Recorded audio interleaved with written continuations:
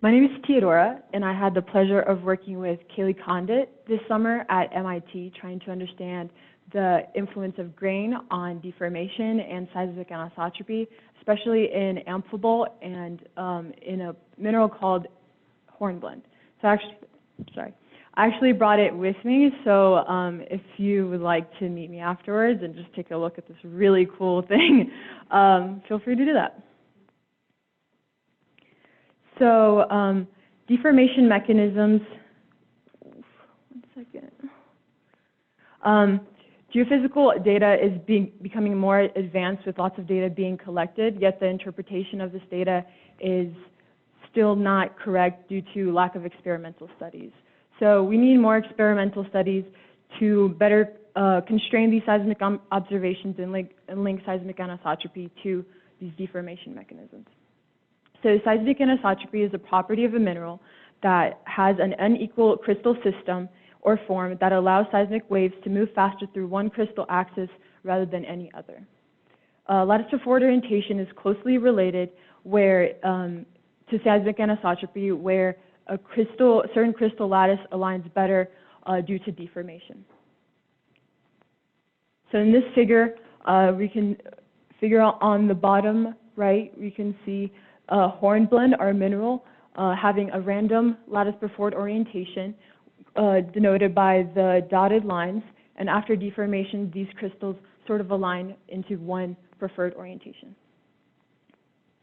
So in order to link seismic anisotropy and lattice per forward orientation, we first have to understand the deformation mechanisms that are active in Amphibole.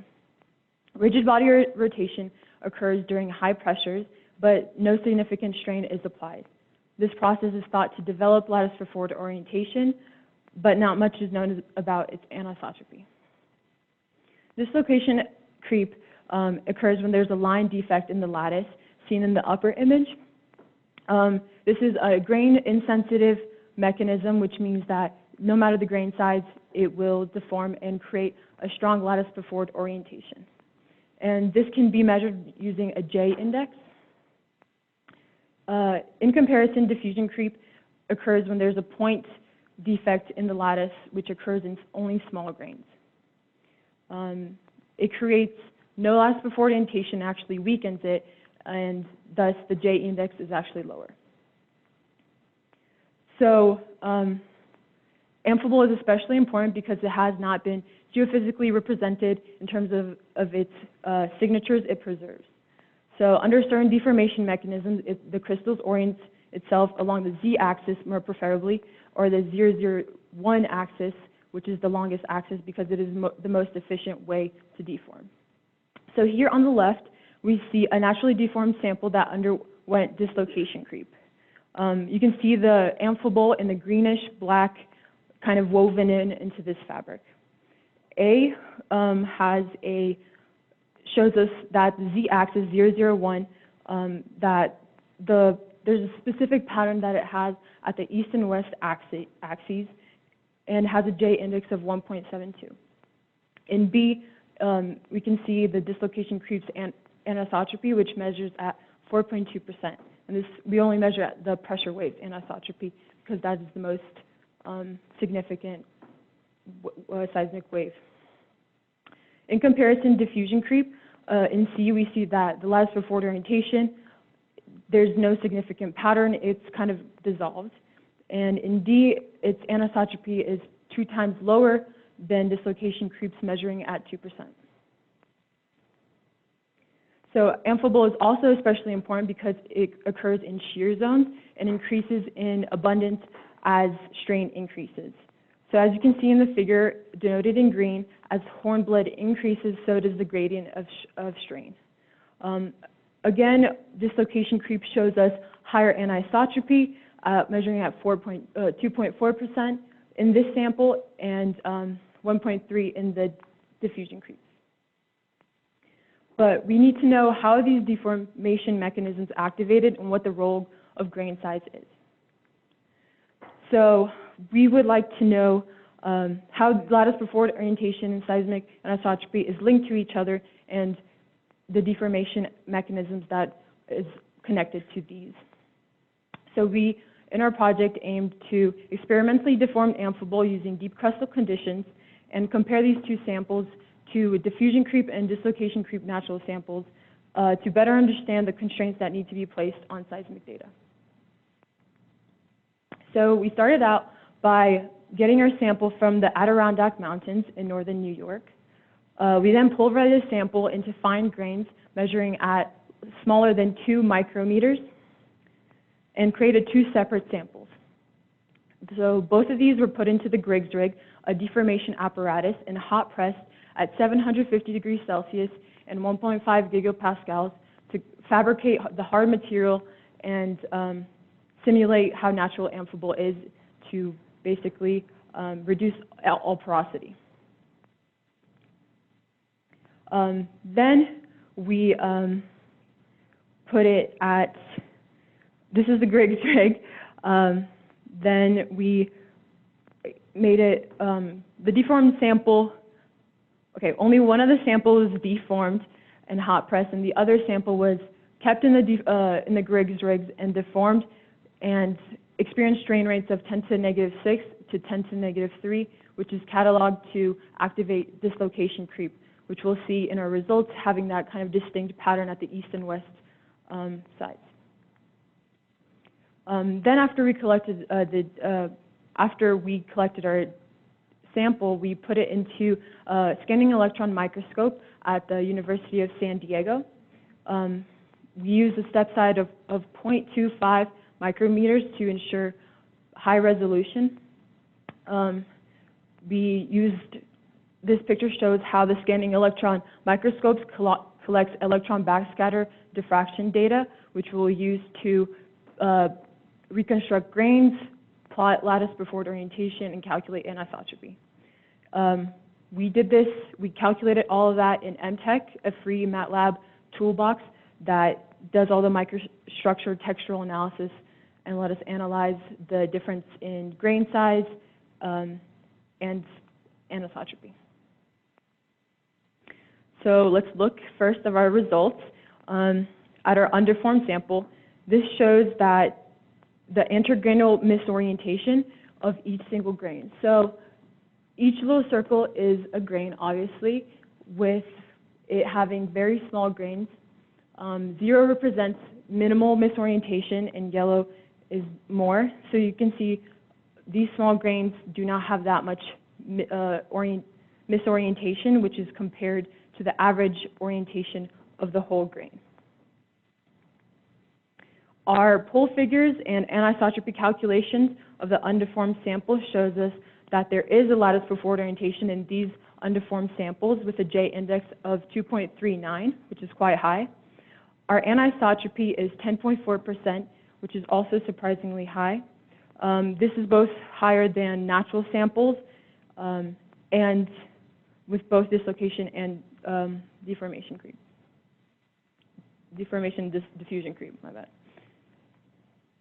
Our deformed sample, on the other hand, shows us bigger grains, as you can see, in comparison to the deformed sample. It also shows us bigger misorientations, with 30 being the most misorientations that it has.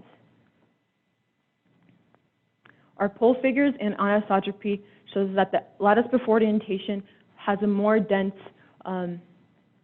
has more density at the poles than the undeformed sample, and also it can be quantified with the J index of 2.75. The anisotropy is slightly lower than undeformed, measuring at 9.9%. So we will refer to these as the bulk figures, because next we will look at the differences of small grains and large grains in the actual deformed sample. So these are misorientation of the small and large grains. I separated the 2 grains using a threshold of 50 microns or 50 pixels or 2 micrometers. I calculated that for every big grain, there's 73 small ones, and that 90% of the deformed sample had small grains in it. As you can see, the large grains do contain more misorientations than the small grains. This can be supported by our histogram here, showing the red small grains and the orange the large grains.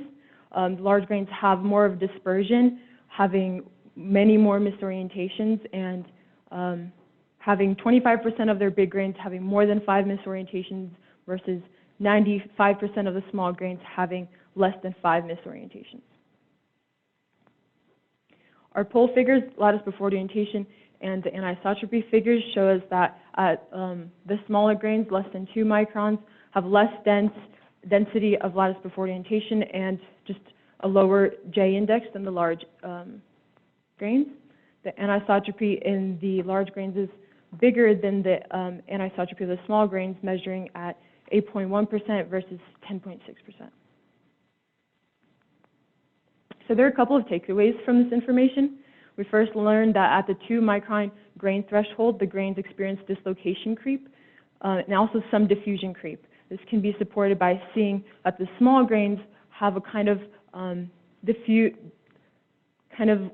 less dense, less density than the large grains, and the large grains just in general look more like the deformed bulk measurement. Another conclusion is that the J index is higher in the deformed, which also supports that dislocation creep was activated in the bulk sample. So thus we can conclude that most of the deformation mechanism in this was actually dislocation creep. Another conclusion, our final conclusion, is that even though the deformed sample has a higher J index than the underformed sample still has a fairly high J index and anisotropy, which is interesting. We attribute this to rigid body rotation. So because of the underformed sample going the hot pressing, which again orients crystals in a certain way and develops lattice preferred orientation, it also increases anisotropy. So further work will continue to move into this direction, trying to understand the hot pressing time, if that makes a difference in lattice preferred orientation, and finally anisotropy. So some final remarks. We were able to answer the question of whether grain size does in fact help us understand the deformation mechanisms and anisotropy. It actually helps us identify this deformation mechanism that was activated, and it does indeed affect anisotropy. So this data can be used by geophysicists to better interpret the deep crust and understand its lithography as a whole better. So final remarks, thank you for listening. I want to thank UNAVCO for welcoming me in as a second-year intern and recognizing my passion for science. Thank you, Kaylee, for being an amazing mentor, taking a chance on me, coming from a math background, and just ensuring me that I can understand geology and geophysics.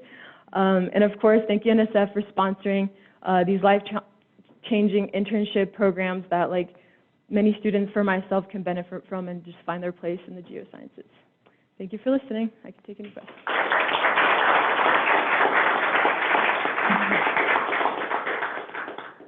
Thank you, Teodora. Are there any questions? Over there.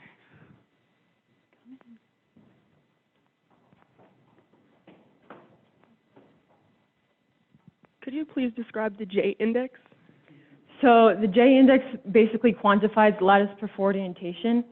It just is a number that helps us basically quantify the density of lattice preferred orientation. So Teodora, you were mainly focused on experimental work, but you also compared your work to the actual shear zone. And I was struck by, even in the smaller runs, you still had really large anisotropy. They were like 8% or something like that. And in the natural shear zone sample, the more hornblende you had, the lower the anisotropy was. And I guess when I was listening to your talk, I was thinking, oh, well, there's other minerals involved. But the more hornblende you got, the lower the anisotropy was. Have you thought at all about that and what might be going on? It seems like those are reversed. Right. Diffusion creep also increases as there's fluid in it. We actually our experiments do not include any fluid in it. So that shear zone probably has more water in it. I would like to double check with Kaylee on that, but there was some kind of fluid probably into that shear zone. Any other questions? Teodora, I have a question for you. Can you remind me what the cost is to run one of the experiments, or just like the sample prep for your sample? Do you happen to know? Financial cost? Yes. Okay. Yeah, sorry. Or like the energy that we have to do. Not the tears.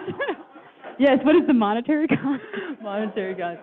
I cannot answer that question, unfortunately. I do not know, but I know that these Griggs rig apparatus are very expensive. Well, and just the sample alone, it's in a gold casing, right? Right. Like what percentage of gold? I don't know. I can okay, answer it's that. Sorry. It's very thin. Gold. Kaylee, I think. Yeah. Sorry. Good talk. So each experiment is about $500. Like that's how much it costs if you're like at MIT, part of the lab. So they're like very expensive, and they take about like a week to set up and then a week to run. So they're time-intensive experiences. Yeah, very impressive. Thank you, Kaylee. Yeah. All right, thank you, Teodora. Let's give Teodora another round of applause. Thank you.